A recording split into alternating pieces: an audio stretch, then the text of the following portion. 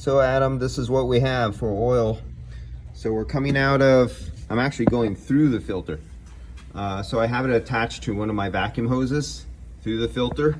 So this is filtered oil going through the oil, and look at how dirty it is.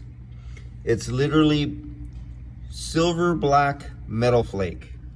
If you can see that, I'll get a closer shot for you.